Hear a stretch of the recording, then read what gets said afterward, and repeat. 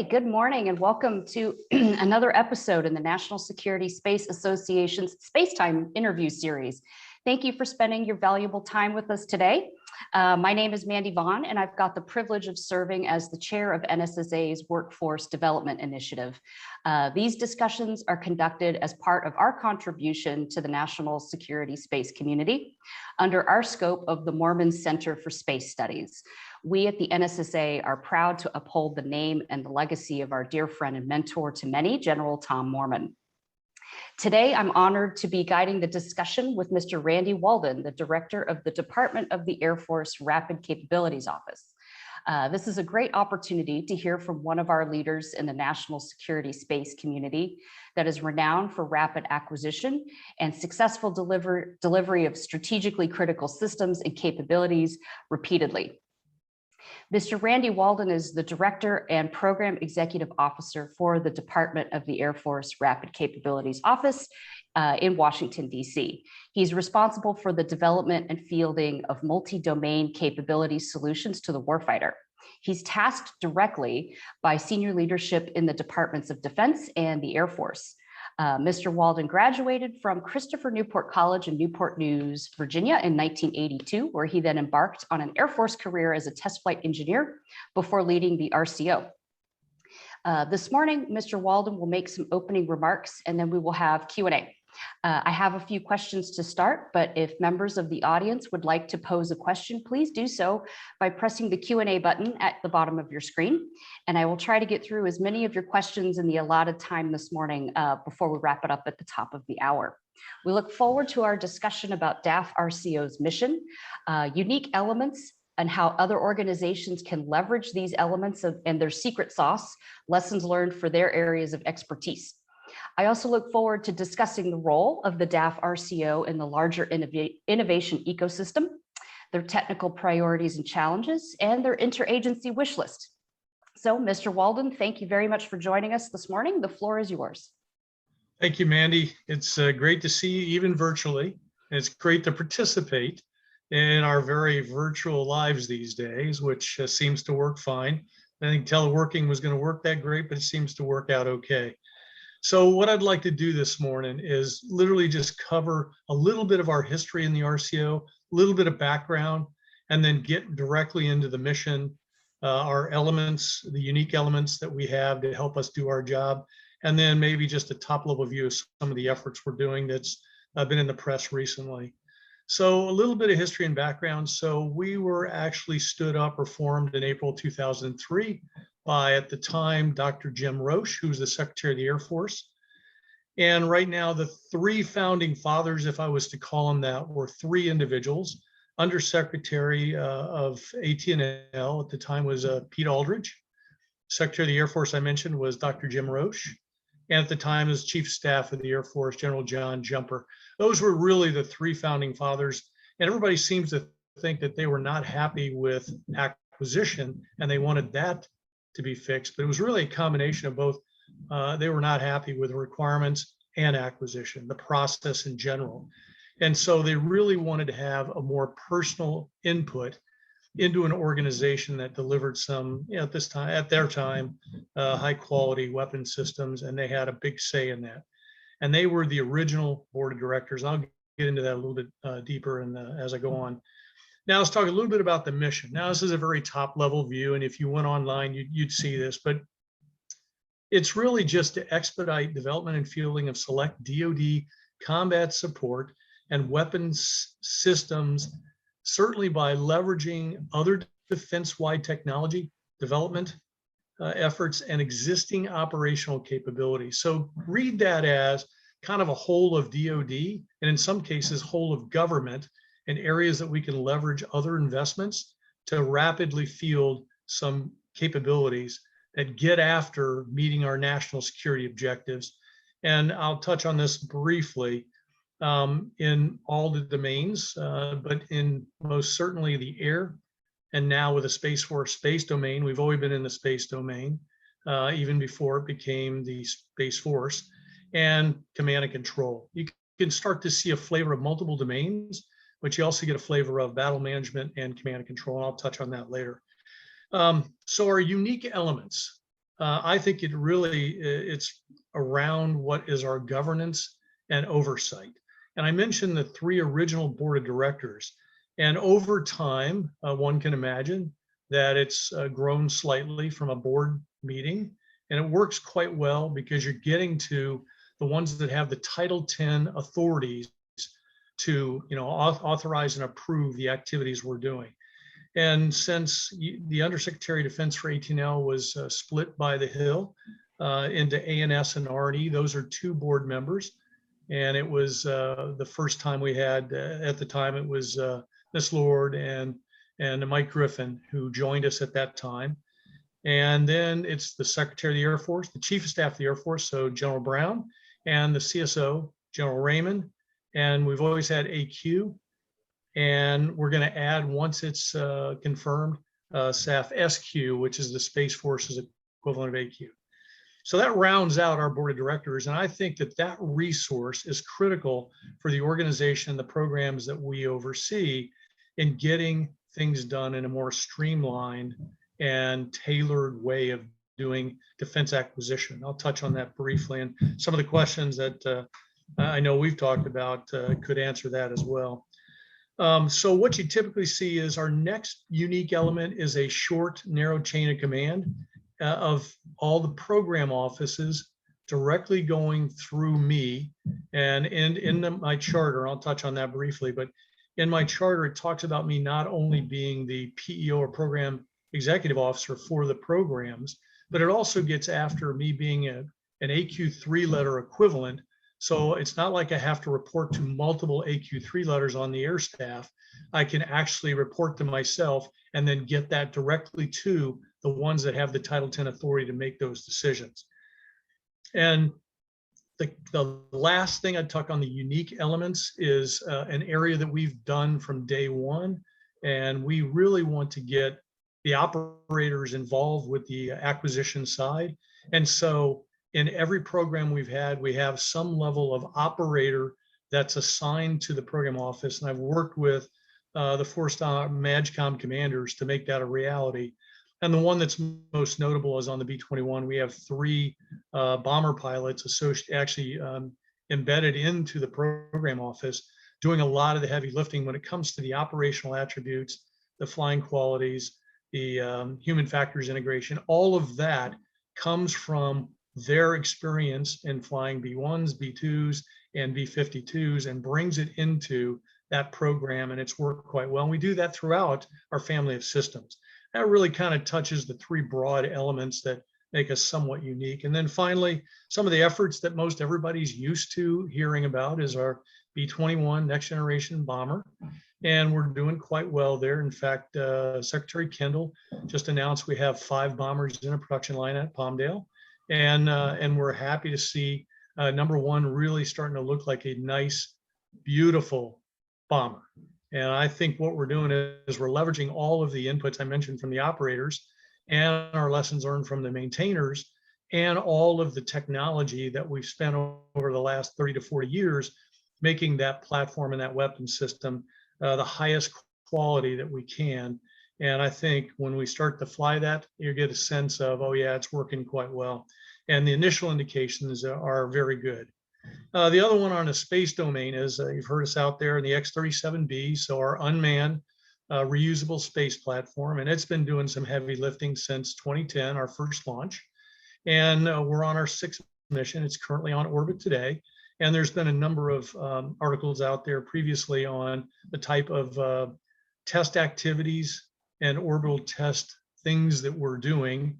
Can't go into a lot of detail on all of those, but suffice to say, it's been a workhorse in buying down risk across a number of different space-related programs, and it's still working quite well. And then finally, advanced battle management system. Imagine our everyday lives without the internet and without the ability to use a cell phone. We'd all go crazy. But so what we find is we're still stuck in the 20th century when it comes to battle management, command control. And therefore, why can't we leverage some of that 21st century commercial industry investments in a manner that actually does make our data, battle management and command control data, have the highest level of quality and share it machine to machine, imagine in a way that actually compresses our timeline. And that's what we're after to do when it comes to ABMS. And rough order of magnitude, we have about 40 programs in the DAF RCO, and a third of those are what's considered the acquisition category 1, or think major defense acquisition programs. And so that's just a quick overview of the office, a little bit of history, a little bit of our mission area, our unique elements, and then a touch briefly on some of our efforts. And right now, I just open it up to questions. Thanks again for the opportunity, Mandy. No, this is fantastic, and congrats on the announcement with the progress on the B-21 program. That's really exciting to hear. So let's start about talking about these unique elements. So you mentioned the acquisition authorities, the lean chain of command. So what elements of this structure and your authorities can be replicated elsewhere, and how would you do it? Well, let me start with doing a little bit of myth busting. There's a lot of myth out there and rumor that we have waivers to statutes and waivers to policy and waivers to regulations, and none of that's true. And so we do follow all statutes. We do follow, I'll say, most regs when it makes a lot of sense. And remember, the regulations out there and policies are adopted by those that are confirmed and in political positions. And in most cases, we go in and ask them, how do you want us to follow this particular policy? And if we have a better idea, they'll help us through that. Now, what we do is we've taken DoD 5000, if you're familiar with that defense acquisition novel, and I would not recommend anybody read it, but I have read most of it. But the one area I focused on, and the original founding fathers focused on, this portion called streamlining and tailoring. And even in that large novel, it talks about trying to do more from a streamlined and tailored acquisition point of view. And so what we've done is we've taken that novel and the tailoring and streamlining sections and basically wrote a charter. And that charter dictates not only how we do our governance and oversight with the board of directors that I mentioned, and their roles and responsibilities and how they help us govern and oversee us and execute, but it also goes into how we're going to tailor and streamline based on the statutes and on the policies out there, most notably, in this case, DoD 5000. And so the last thing on trying to get, I'll say, the highest level of secret sauce out there is the culture. And here's what's great about this. Most folks, it doesn't matter what service you're in, and I've seen this throughout my many years in the Air Force and now Space Force, most program managers, contracting officers, financial managers, this melting pot of program individuals that make these programs executable, most of them already know what to do. They're trained to actually do the right thing. It's only when we heap a lot of bureaucracy and policy on them or process on them that slows us down. And I'll share this with the audience. I've not seen a program manager or a contracting officer come in one day and say, hey, boss, I've got this great idea. Hey, let's slow down the program and cost the taxpayer more money. In fact, the amazing thing is those program managers and contracting officers do a great job in actually putting together an acquisition strategy. It makes a lot of sense. And it's only when we heap all of those words and paragraphs on them and have them go through this gauntlet of processes that we actually begin to slow the program down and cost the taxpayer more money. So in most cases, what we find is let's empower the teams, this small melting pot, give them all they need. And you don't need large program offices. You just need one that's got solid, empowered team to literally execute. And I'll tell you, that's really worked over the past 15 plus years we've been around. Over. And I don't think there's an office we've been into around the DC area that doesn't have the DoD 5000 wallpaper. So certainly well familiar and understand the template of streamlining. So, okay, so on this kind of chain of thinking, what can you tell us about the role of the DAF RCO and how that's possibly changed since the creation of the Space Force? and the Space RCO? And how do you see the stand-up of the new Space Systems Command further changing this discussion? Okay, great question. So let me start with just the name change. So we used to be the Air Force Rapid Capabilities Office because we didn't have a Space Force at the time. So when that was created and was confirmed and became a force, at the time I'm thinking just like the Chief of Staff of the Air Force, we want to bring in the Chief of Space Operations. And so at the time it was General Raymond. Now I knew him real well from his Air Force Space Command days, so it was easy to bring in. He already knew the space capabilities we were delivering, so it was a natural for us to say, you know what, let's make him a part of our board of directors and a part of the charter. And so we socialized that with, at the time, Secretary Barrett, and she agreed with it. And so it was Chief Goldfein at the time, and he agreed with it. So, okay, we added that, and she signed a memo saying, change the name to DAF, so the Department of the Air Force, not just the Air Force, and bring in the Space Force chief and get on with your execution. And I spent quite a bit of time talking to John Raymond at the time. I said, you want us to move anything out? Because we knew the Space RCO was being created. And one of the things that, and I'll share this with you, one of the things that we found in the statute is they were actually using, and I had multiple opportunities to share some thoughts and the charter with the Hill, and that was through the Department of Defense on how one does this streamline and tailoring. And they liked what they saw and actually wrote that into law. And so when Secretary Wilson was in place and said, Walden, we're going to stand this up, I need your help to stand it up.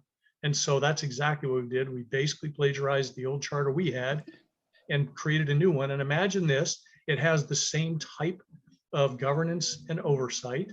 And it's amazing how well just one little document goes with the right Title 10 authorities, and you can execute in a very, very streamlined manner. So I spent probably the first 4 months until they hired Mike Roberts as the director, kind of running both RCOs.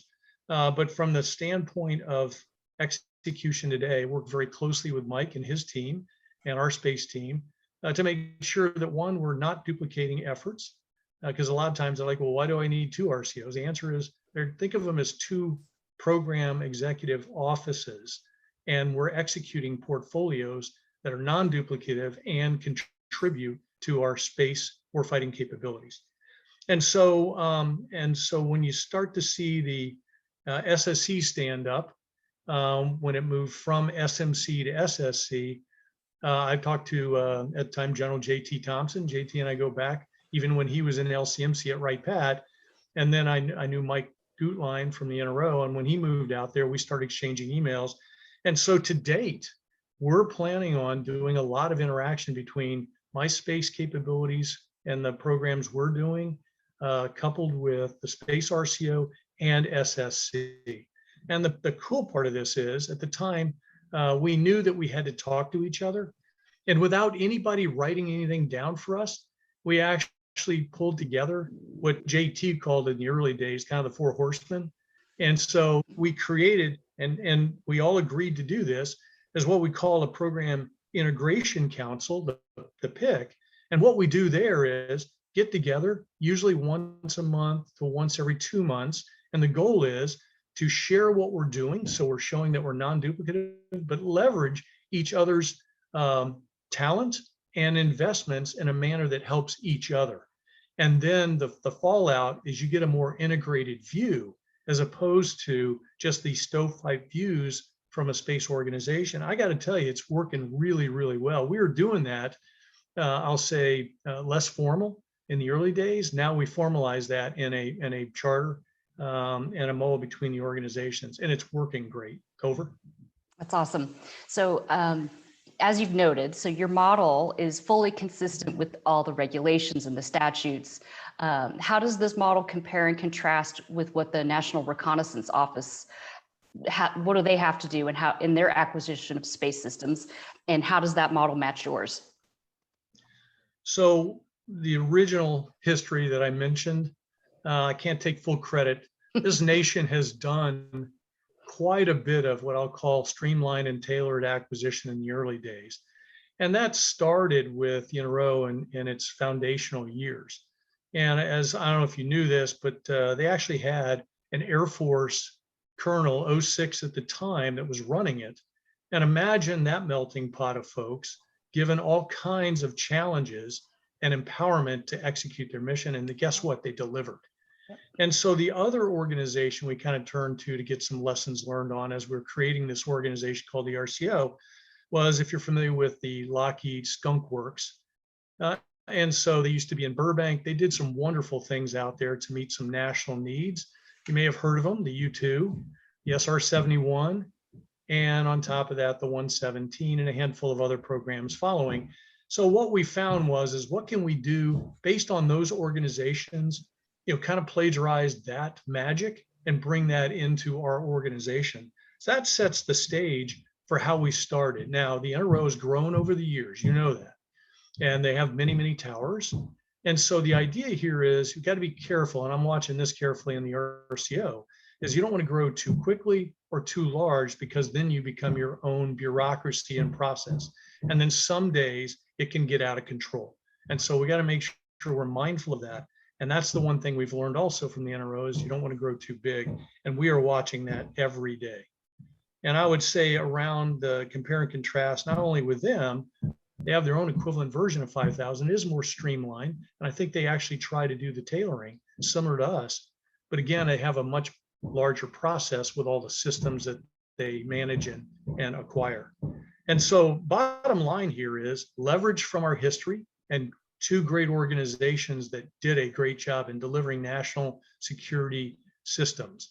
And on top of that, take what we're doing and apply the right tailoring and streamlining given the stakeholders that we have to work with. And all of that could be slightly different. Over. Excellent. And the linkage back to the activities just up the road in Burbank. I'm out here in LA. It's just that historical reference is awesome. So pivoting back to what you mentioned in your remarks about the culture and how the people are what really make this all work. How do you create that culture, and how do you equip your people with the tools that they need to be efficient and execute in this sort of construct? And what is the basis for any sort of continuing education that you help your people, enable your people to learn and grow? So it starts, I think, with hiring the right folks. And there are folks out there in some cases that don't want to have, kind of this empowerment. They want to be told what to do. So in some cases, you want to bring in folks that when you assign them a task, they actually take it off and they're very proactive and they're working it. And the only time they're coming back is, hey, we got this one issue we see. We don't want you to solve it. We have a couple options we'd like to talk to you about, and we have a recommendation. That's the kind of folks we're looking for across this melting pot that we have. And then literally empower those teams. And the goal there is to let them go, let them execute. And I'll tell you, that's the one place that you can learn a lot is, they talk about failing smartly. They've used those terms out there. And my put is, let them fail. And I'm not talking about in a very risky way. I'm talking about in a way that 1, 2, they get on with learning. And the learning part is not just them. There's also me. And I would say the senior leadership, because the learning part, whether it appears to be a failure, is data that helps us do the next level. And it gets us to delivering faster as opposed to stopping what you're doing, fixing it so no one else makes another mistake. And you spend a great deal of time in the fix mode or the stagnant mode, waiting on something to do, and processes that want to be highly risk averse. And so the idea is fail, learn, move. And what you'll find is, and certainly the early days of the NRO and the Skunk Works, they were doing that. And so the idea is do similar type things. The final one is from the small teams is trust them, empower and trust. And this is not about micromanaging these teams. Like I said, they're coming in usually well qualified and of the highest level of abilities. So turn them loose. And then you'd be surprised how well they can do. And then the other part is you don't need large teams, because everybody says, well, a large program requires a large team. No, it's the smaller the teams, the more they actually do, I think, accomplish. Now, the paperwork for even a category 3 projects versus the very large ones is all about the same paperwork. So, and the size of the groups we have within the RCO, they're not much bigger or different when it comes to that type of arrangement. And so it's a large program that's got, like the B-21, yeah, it may be slightly larger, and we're leveraging talent that exists in the Department of the Air Force today. An example of the B-21 is I have a small team that's the lead and the program manager here in DC, mainly because we connect ourselves with the Hill quite a bit and with the Pentagon quite a bit. And so that makes sense to have this single voice in the DC area supplying that information. And it's worked quite well. And you've seen some of the media out there reporting on that information flow. The second part is we go to the expertise in the field. So Wright Pat has wonderful contracting officers, engineers, and program managers, and we lean on them to help us. So about 80% of the organization is out of Wright Pat. But they're assigned to me, and they use my tailoring and streamline to go through the process. And then finally, Tinker is going to be our sustainment center. And so Tinker has a team of about maybe 5 to 10 people that makes up that piece, and we're leveraging their expertise. In fact, we've gone so far as to bring in about a half dozen of their software programmers and sent them out to Melbourne to help those guys with the software. So they're already embedded with the team. So you can get a sense that the teams don't have to be large, leverage the expertise and put them in the right location and empower them and trust them. It is amazing how well they can do. Now, I mentioned this empowerment and trust at the program manager, contracting officer, financial man. What's amazing is the culture has to be extended to the management, to the senior management. So not only do I have to think that way, which I have to every day because I see these folks, but it's also got to go to the board of directors and the senior folks within the air staff and now the Space Force staff. And so the idea is they need to have that similar culture of wanting to achieve and willing to take risk. All too often, people want to go back to their policies and processes. And our focus is really delivering a product, not delivering a process. And if you're a process-oriented group, your product is process. And so in areas where you have to do minimal process to get your job done and you move to the next level of decision-making, that's okay. We have some of that. But the focus is when you're in a process that doesn't get you to a decision maker, you don't want that. That's a bad process. And I try to avoid those. And if you look at that big DAU chart that talks about acquisition, if you look closely in there, you'll see a lot of arrows that go in circles. I call those the vortices of death. And that's when a program gets wrapped around the axle, so to speak, in those one areas to go through review. Hopefully that helped. No, and so perfect segue into, okay, now that we're talking back up the chain of command. So, and circles of life, as I call this one. So what's the role of the DAF RCO in the force design and architecture decisions for the Space Force? Are you part of the SWAC force design process? Or how else do you fit into the Space Force's new force design, implement, acquisition, operations lifecycle? Yes, I would say for that one area, SWAC used to be the SSDP, and Andrew Cox I know real well. So we have been working with them over the past decade or so. So I'm very familiar with what they do, and I think that's a great process that they use. And again, most of it's trying to get the analytics and I'll call it the physics associated correctly that makes sense on what you're about ready to embark on, whatever program you're going to embark on. And I got to tell you, working with he and his team have been fantastic. And we've been doing that for many years. And so when the Space Force was stood up and they started changing some names, again, from my perspective, it was natural because we were already working space efforts. And like I said, X-37B was one of the most notable ones. And it was providing a lot of insight into space-related activities, which helped greatly. And again, we use the same process, the same melting pot of folks, the same type of empowerment and trust. And again, we have, it's not monthly, but maybe every other month, VTCs between Andrew, myself, and maybe some of the other PIC members in a manner to really just be very wideband comms and open and transparent about what we're doing, how we're executing, and then where he's going to play a role in doing some of the analytics that helps us get to that next level. And that, I think, has worked quite well. And I see that continuing for a very long time. Over. Excellent. So let's pivot a bit and talk about, it's certainly a wide-ranging topic of discussion in the community now, about the integration of commercial capabilities into our space systems. How do you fit into, or want to fit into, this emerging and increasingly vibrant innovation ecosystem? We've got SpaceWorks, Spacetime, DIU, et cetera. What do you think is working and what is still missing?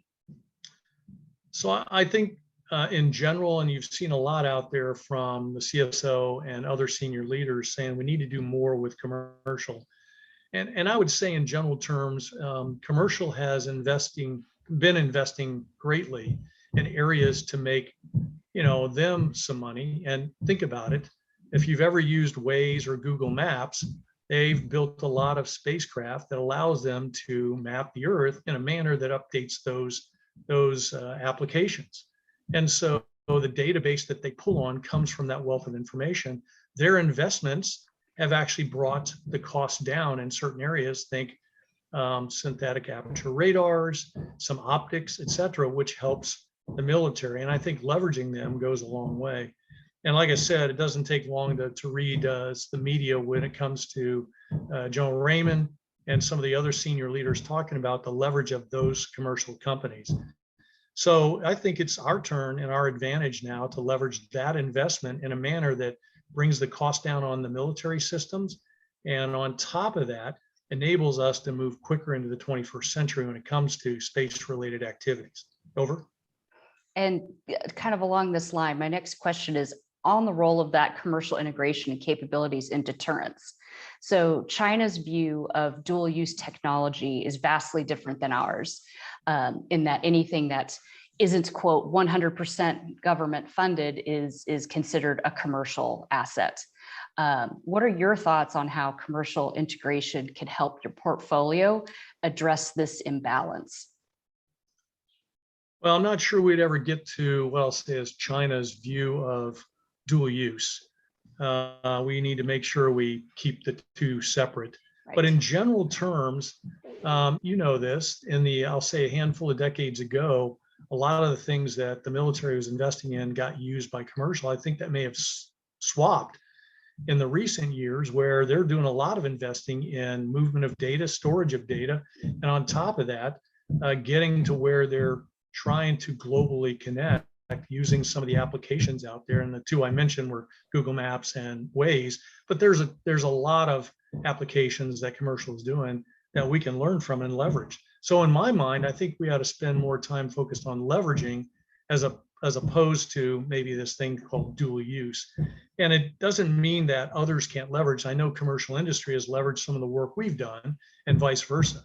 So from my perspective, you may view it as though, yeah, it's dual use, but in general terms, where one is investing heavily, the other can leverage. And so I think that's probably the key.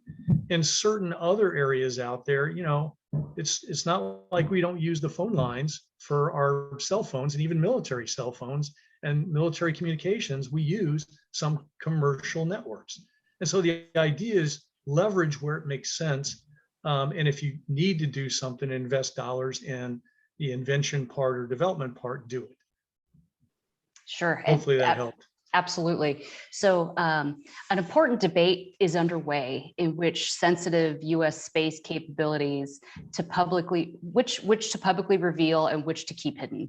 So 2 questions. Given your experience in dealing with highly classified programs, how do you think about this reveal conceal problem? That is, what's the correct model? And do you agree that this reveal conceal determination isn't a panacea for resolving the thorny problem of deterrence? Well, so I think the reveal conceal concept makes a lot of sense. I think, the U.S. has always been into deter adversaries first, and when that fails, win. So when you think of that concept of deter and win, the deter is you've got to talk a little bit about what you're doing. So there is some transparency publicly that has to take place, because if you don't talk about it, it's not real. And so the idea is there's got to be a little bit of reveal. And the conceal part is make sure that your adversaries can't learn how to counter it easily. And so the goal here is it's a balance. So on one hand, you're deterring, but you want to win. So it is a balance of, okay, I'm going to release some information, but I'm also not going to release some in a manner that allows me to win when deterrence fails. So think about it, B-21 is probably our most notable out there. So we're going to invest heavily into that system and get it delivered. And we're on that path today. I'll have 5 bombers in the production line. But what's interesting is, there's one view that, hey, just tell everything about it. Well, then you start to go, well, I'm not sure we want to do that because our adversaries are listening too. So there are certain things that you really want to be mindful of and not publicly reveal. And so on one hand, can you create a deterrent effect? I think the answer is yes. We are working on one. We know that it's going to be better than a B2, et cetera. But at the same time, there are aspects of it we don't want to go into that allows our adversaries to start to counter earlier versus later. Now, that doesn't mean over time it's not going to be more visible. Of course it will be. And so I think I mentioned in Air Force Magazine, next year is a good time to think about when we're going to do a rollout and our first flight. So that's going to probably be very much public. And so the idea is now you start to get a real sense of what it looks like.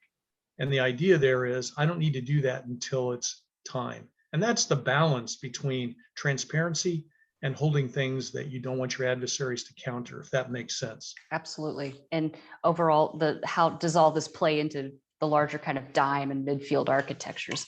So let's expand this set of questions to include international partners and allies. So how do you include allies in your decision-making and in your portfolio development, kind of along these same lines that we've been discussing? So I had the opportunity, and I've worked more with the Brits on this, so the UK. You may have seen they created their own Rapid Capabilities Office. Again, they were looking at what we were doing and liked what they saw, kind of asked us, and we shared some insights into what we're doing, and they actually used it, and they've kind of moved out on their own. And we work with them, probably not as closely as we should, but we work with them on some of the things that we're doing. But I think in general, the combatant commands, and there's a number around the planet that have to work closely with the allies in those regions. And in those particular areas, I think there are partnerships and certainly alliances that make sense to be able to work these types of systems and share information at a level that makes all of us feel, one, safe and secure from a nation's point of view and a global point of view. And so from my perspective, we already started baby steps in the direction with allies, close allies. And I think the combatant commands do that all the time. And so when we field capability to using MAGCOMs, and that gets fed to the combatant commands, I think that sends a clear message to not only our adversaries, but our allies that we're there with them. And some of this we've shared with them at the classified level. So it makes sense that we would be aligned from a national point of view. In some cases, bilateral, in some cases, multilateral. Over. Okay, excellent. And okay, so let's geek out a little bit. So we certainly understand the limitations of the platform where we're discussing today. But that said, what can you say about some of your technical priorities at the moment? What are some of your gaps and needs where industry out there listening could support? Yeah, I'll touch on the one that I think we need the most support on recently, and that's the Advanced Battle Management System. But in general terms, I'll say many of the same priorities and gaps you find in the unclassed world exist in this classified world. But in general terms, ABMS is a good example of trying to leverage commercial industry and what they've done with a more global internet of systems. And it doesn't take long to start to get a feel for companies out there that are leveraging that global connection and sharing of data and movement of data to make money. So at the same time, they're investing heavily in cloud infrastructure, transport layers, and secure processing that allows not only us to buy things, but also to share our data using banks. And so you start to get a sense they're really moving in a direction we could leverage almost instantaneously. So from my perspective, from an ABMS perspective, why wouldn't we leverage that technology, create the global scalability and extensibility we want to do as how we share data from a battle management or command and control perspective, and then raise the quality of the data that we get, minimize errors, if you will, human errors, some cases. And then on top of that, compress the decision timeline that in a manner that gives our operational commanders an ability to make a decision as opposed to waiting on more data to come in to make a decision. And in some cases, if we apply, and commercials have been doing this for quite some artificial intelligence, machine learning that allows them options to make a quicker decision because they now know what the outcome looks like based on some rule sets. That's not a bad idea either. So that's just a couple of examples in one program that allows us to actually, I think, do a lot of unclassified leverage that the world is depending on from the internet point of view, but at the same time, do it in a manner that helps protect what we care about from a command and control perspective. Over. And this ties in perfectly. I'll add in some questions that we've received from the audience here. One's asking, can you share with this group how ABMS program is progressing and how specifically space-based capabilities are being folded into ABMS to drive JADC2?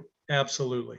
So you remember last November is when the chief, the secretary, and SAF-AQ basically moved ABMS under the DAF RCO. So we accepted it roughly 8 months or so ago, and we've been moving out since. And a lot of the work we've been doing is trying to pick up where originally the chief architect left off, which was more of essentially their prototyping and demonstrations and on-ramps. And so we took it from there, which they had a lot of contracts. And the goal was to essentially start to extend and scale that up in a manner that I described earlier on leveraging commercial industries, 21st century technology. And then on top of that, get the systems out there to better understand and organizations better understand their data. And the amazing thing about this is if you don't know your data, it's going to be very hard to share, and it's going to be very hard to actually figure out what you want to do in the future. So you do have to have some level of insight in the data you have. And so that's most of my job, is asking others out there, what data do you have and how would you like to share it from a battle management perspective? That requires those organizations and those individuals to think about what they want to do.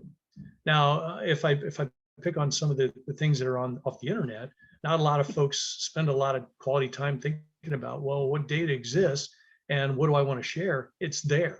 Others have already done that for us, and now we get the benefit of it. So I put those users, so whether it's a tactical user, an operational user, a strategic user in the military, that would be leveraging the same thought process that we should be doing when it comes to, do we understand our data and how do we want to share it? And I will tell you, that's one of the biggest areas that industry could bring to bear on this particular activity, and because they know the data better than anybody. So, some of the data is proprietary. And what we're saying is we don't want them to give up their proprietary rights, but at the same time, figure out how to share it. And if you have to write non-disclosures, do that. And a lot of people do that in the commercial world. And so the idea is, let's leverage that, expertise in the defense industry side and bring that to bear in the more battle management command and control side to elevate our games and gain some huge efficiencies when it comes to quality of data and compression of decision timelines. Hopefully that helps. Now, this ties in great to another question that came from the audience about data. And how do you think we can approach the data domain as a true warfighting arena that might need to be independently resourced and executed between the joint force components and systems? So I think it ties into this conversation perfectly. So just a couple of thoughts along those lines. Everybody keeps wanting to come up with the perfect data standard, and we all have to go to that. I'm not sure that's the right answer. If we follow what commercial has done, they actually have very disparate data, And in fact, most companies out there have it highly proprietary where they wouldn't share with their competitors. But yet we can write applications to pull on all that disparate, non-standard data in a manner that shares it with customers. And if you've ever gone on vacation, you may have used Travelocity, Kayak, or Expedia in a manner that allows you as a decision maker to get what you want out of that vacation, whether it's the right location in a hotel, an airline to get there, and a rental car. And notice all of that's highly proprietary. So the goal in my mind is figure out how to get the data you want to share and then offer that up to others in other services.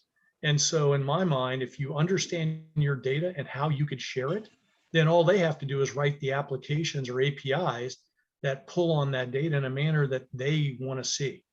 And it's not that hard to think about when you look at just I'll just pick a couple of command and control or op centers. So the air operations centers still stuck in the 20th century, but I think it's not hard for them to migrate to the 21st based on what I described. And that goes for, I'll just pick one in the Navy, Maritime Operations Center, same thing. Now again, whether you're the air component commander or the maritime component commander, you're still, and I'll pick on the Navy, they'll be launching some airplanes, which will probably support an air tasking order. So the idea is, how do we make that easier for, in this case, the air component commander to cut an ATO? So it's not this, lethargic and human intensive way of getting data. And everybody thinks that, well, if I just send a spreadsheet, we're good to go, but that induces errors sometimes. So the idea is, how do we open this up so you're pulling on data out of, say, a cloud? And so in some of these newer technologies out there that allow us to store the data, you could pull on that and it's updated all the time. So the idea here is get us thinking more naturally when it comes to finding out our data, sharing our data, and then letting others know how to share it if they want to use it. If they don't want to use it, I don't want to force it on them, just like we do on the internet. If you don't want to use a certain application, you don't have to. But if you do, you go, yeah, it seems to work and I'm going to go back to it. So we ought to be doing that naturally between, not only in each service, but between services. And the only thing I think we have to watch or be mindful of is how we actually store the data. And I think if we all leverage what the 21st century commercial industry has provided from technology investment, not a bad place to start. Fair. No, absolutely. So another question's come in regarding ABMS and asking if you could elaborate a little more on the evolution of ABMS under Mr. Kendall's influence. Are capability releases 1 and 2 moved right? And is the content changed? I think, and I'll pick on capability release 1. The goal there was to create, best way to describe it is some sort of a gateway at the tactical edge, because the tanker is going to be there anyways.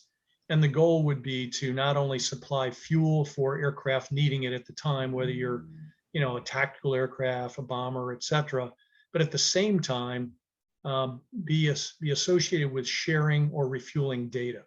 So if you're coming out of a scenario, refueling and getting ready to go back to reload bombs, et cetera, you may want to share the most recent information you have of where you came from. And that would be one that you could put and store on that platform and send directly back beyond line of sight to an ops center, like an air operations center, maritime operations center, et cetera, that's sharing it naturally. And at the same time, aircraft that are coming in, whether it's a tactical aircraft, a bomber, et cetera, they actually get fuel before they start doing their mission. And they're naturally pulling data in because guess what? They may not know what's in there, but they know when they get it, it's going to make sense. And so all of a sudden, we need to get weapon systems so they can actually retrieve that data like they retrieve fuel. And it's a natural, transparent thing. I'll just give you one example. And you probably, and most of the folks in the audience probably have a Wi-Fi at home. And 10 to 1, your Wi-Fi connects with a lot of things. And when you get home, your cell phone probably connects to it automatically. Now, if it didn't, you'd probably be mad and call up your provider and say, hey, something's broke.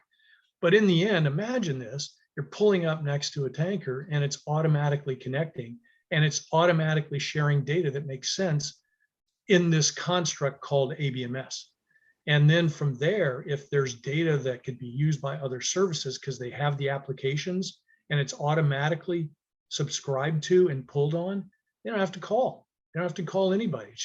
It's there. And again, we could use different APIs or algorithms that make that real. That's the challenge, is taking the data that you want to share. You got to understand it, how you want to share it, and then write the applications that give you that data quality at the highest level and compressed timelines for those decision makers. And those decision makers are at the tactical edge. I mentioned tactical pilots, bomber pilots, all the way to the operational user, which could be at an air operations center, maritime operations center, ground operations center, all the way to strategic, which could be the Joint Chiefs, the Secretary of Defense, and even the President at that level. And again, the data is all the same. It's how you want to present the data to those users. That makes sense. Absolutely. So a quick go back, you mentioned how the underlying proprietary nature of some of these data streams and the Google Maps and the Waze example.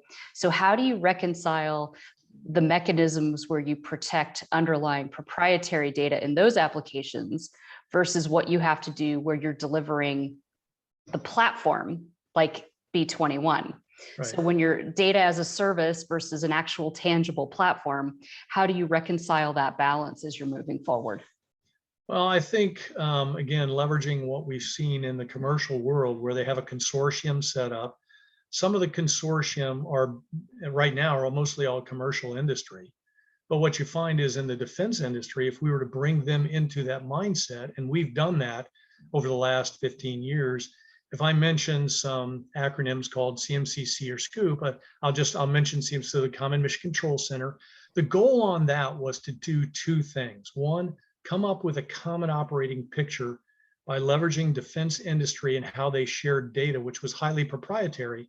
So we had to have them sign a lot of non-disclosures, and they would share in that environment. And guess what? The machine-to-machine sharing of data really works.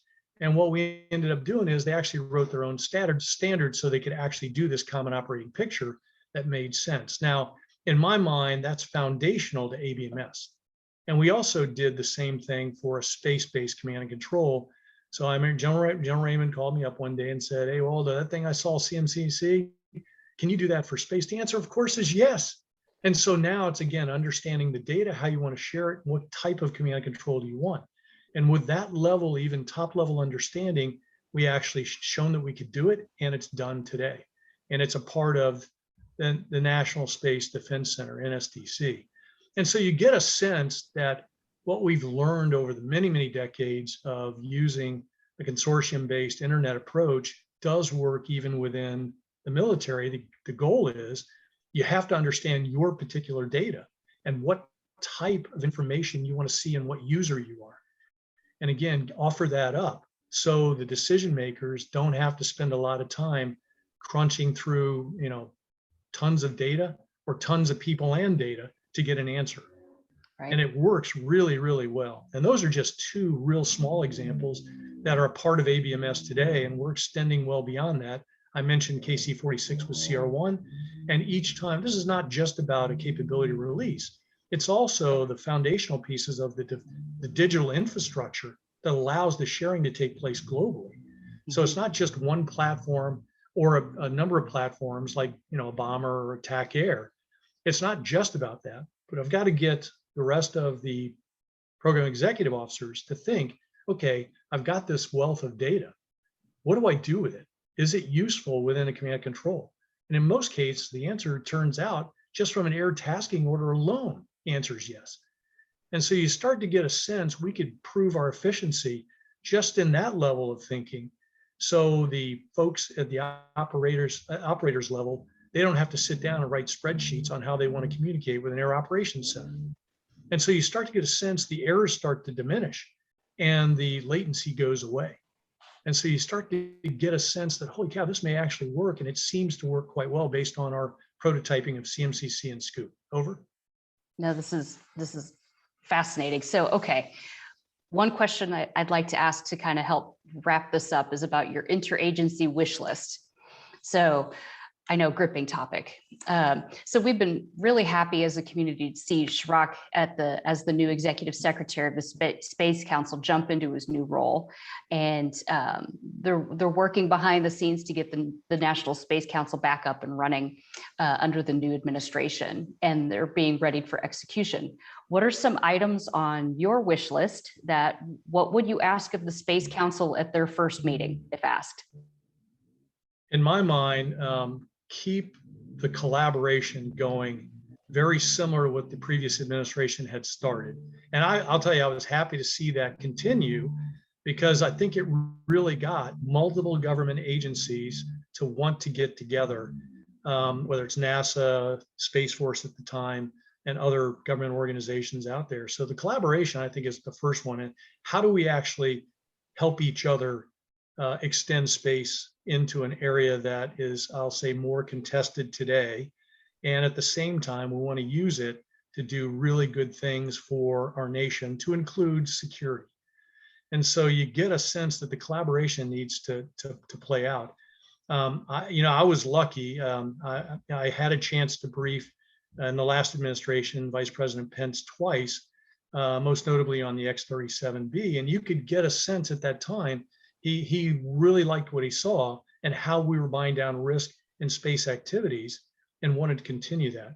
So in my mind, just the collaboration alone and getting that out there makes a lot of sense to me. Now, we used to do that more informally in the past, but I think this particular committee has done a great job of helping enable the government to work better together in space. And sir, any last minute thoughts or questions that we didn't ask that you'd like to make sure we get out? But I thank you for talking about your areas of special sauce, lean chain of command, acquisition authorities. I think these are things that we can all use moving forward in our respective organizations on how do we enable this sort of architecture on our side of the fence. So any last parting thoughts? Well, I would offer this. I'm probably one of the luckiest guys on the planet that gets this job called the Director and PEO of the Rapid Capabilities Office. And I got to tell you, it is great. Everybody says, well, the programs must be great. Well, the programs are great, but you know what? The people are even greater. And the expertise and watching those empowered young people execute these programs is wonderful. So I'm in one of the luckiest jobs I could ever get. So I'm like, okay, hopefully it doesn't change here soon. So I'm having a blast. And I got to tell you, the challenging projects with these empowered folks is making it much easier for not only me, but I think for the Department of Defense, Department of the Air Force, and certainly the nation. And we're looking forward to continuing what the senior leaders have asked us to do. Awesome. Thank you very much for your time, and thank you for your service and what you're doing for our great country. So we all appreciate it. This is awesome. Thank you, Mandy, and great to see you. Appreciate it, even virtually. Absolutely. Thanks, everybody. Have a great day.